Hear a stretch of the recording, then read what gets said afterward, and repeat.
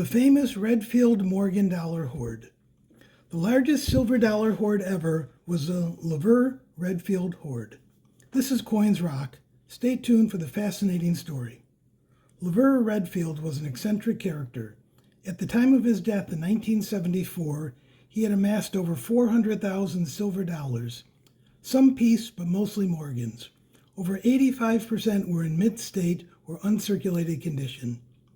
Born into a poor family in Utah in 1897, he eventually moved to Los Angeles in 1922. He had a knack for picking stocks and bought many companies that were hard hit by the stock market crash. He bought up real estate at tax sales during the Great Depression, and by 1932 he was a millionaire. He moved then to Reno, Nevada, because there was no state income tax nor inheritance tax. When President Roosevelt signed Executive Order 6102 in 1933 forbidding the hoarding of gold, he did not envision the hoarding of silver, which is exactly what Redfield began to do. He cashed in some of his assets and began buying bags of silver dollars.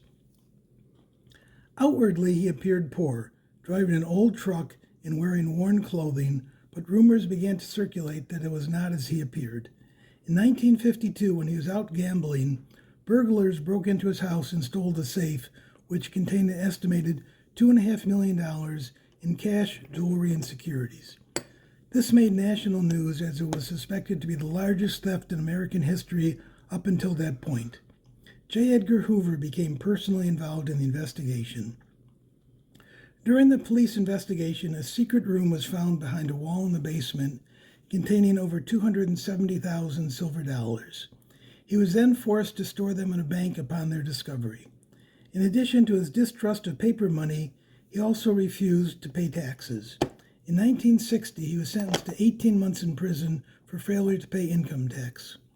Upon his release, he continued hoarding bags of silver dollars. In 1963, another burglary occurred, but the exact amount stolen was never disclosed. Undeterred by repeated thefts, Redfield continued accumulating silver dollars. He was never a collector, but rather a hoarder. He never cared about proper storage or what dates he had. He didn't trust paper money or banks or the government. In addition to buying silver dollars, he also bought land, having accumulated during his lifetime over 55,000 acres near Reno.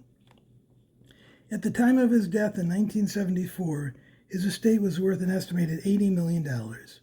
When the bags of silver dollars were found, there was a note on top that read, quote, "Do not show this to the IRS."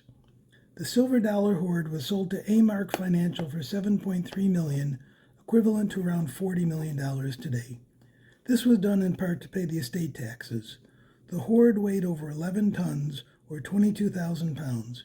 Many were resold to the public over a period of several years in holders with the name Paramount on the slab. Many today are still in their original holders. I hope you've enjoyed learning about the Redfield hoard. If so, please like, comment, and subscribe. Thanks for watching.